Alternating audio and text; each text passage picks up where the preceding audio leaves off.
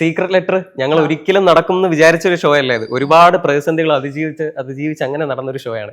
2018 ഞങ്ങൾ ഈ show design ചെയ്തു. അപ്പോഴത്തേക്ക് ഉടനെ പ്രളയം വന്നു. ഈ ഷോ അല്ല ഇതിന്റെ ചെറിയൊരു രീതി. 18 ഇതിന്റെ ഇത്ര സീക്രട്ട് ലെറ്റർ എന്നുള്ള ജേണർ അല്ല, വേറൊരു ജേണൽ.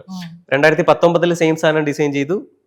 പ്രളയം വന്നു. 2019 പ്രളയം. ശരി, 2020 തിയേറ്റർ ടാഗോർ തിയേറ്റർ ബുക്ക് ചെയ്തു, എല്ലാം സെറ്റ് ചെയ്തു. കോവിഡ് വന്നു. എന്നിട്ട് ശരി എല്ലാം മറന്ന് അപ്പൊ പിന്നെ നമുക്ക് ഗ്യാപ്പായി. കോവിഡിന്റെ ആ ഒരു ടൈമിൽ കുറച്ചുകൂടെ നമുക്ക് സ്പേസ് ഉണ്ട് ഇത് ചെയ്യാനായിട്ട്, കുറച്ചുകൂടെ ആലോചിക്കാനും ഡെവലപ്പ് ചെയ്യാനൊക്കെ ഒരു വർക്ക് ഏരിയ ഉണ്ട്.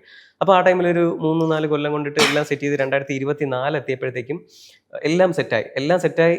തിയേറ്ററിന് വീണ്ടും അതേ തിയേറ്റർ, അതേ ഞാൻ, അതേ പ്രൊഡക്ഷൻ ടീം, അതേ പ്രൊഡക്ഷൻ കമ്പനി എല്ലാവരുമായിട്ട് ചെല്ലുന്ന സമയത്ത് PWD ഒരു മറ്റേ റോഡിന്റെ പണി കറക്റ്റ് ആ തിയേറ്റർ ടാഗോർ തിയേറ്ററിന്റെ ഫ്രണ്ടില് 2024 ഞാൻ അനൗൺസ് ഒക്കെ ചെയ്തു, ഡേറ്റ് ഒക്കെ അനൗൺസ് ചെയ്തിട്ട് പിന്നെ എല്ലാവരും വരാൻ വെയിറ്റിംഗ് ആയിട്ട് ഞാൻ പിന്നെ ഒരു വീഡിയോ ഒക്കെ ഇട്ടു അപ്പോളജൈസ് ചെയ്തിട്ട്. പിന്നെ അന്നേ ദിവസം അത് കഴിഞ്ഞിട്ട് അടുത്ത മാസം ചെയ്യാന്ന് വിചാരിച്ചപ്പോഴത്തേക്ക് അവിടെ ടാഗോർ തിയേറ്ററിൽ ചോർച്ച, മഴ പെയ്തിട്ടേ. അപ്പൊ ഇത്രയും ഗതികെട്ട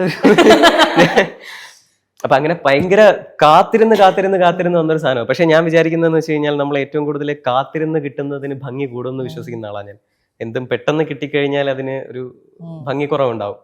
പ്രണയത്തിന്റെ കാര്യത്തിൽ തന്നെ എടുക്കാം. നമ്മളിപ്പോ ഒരു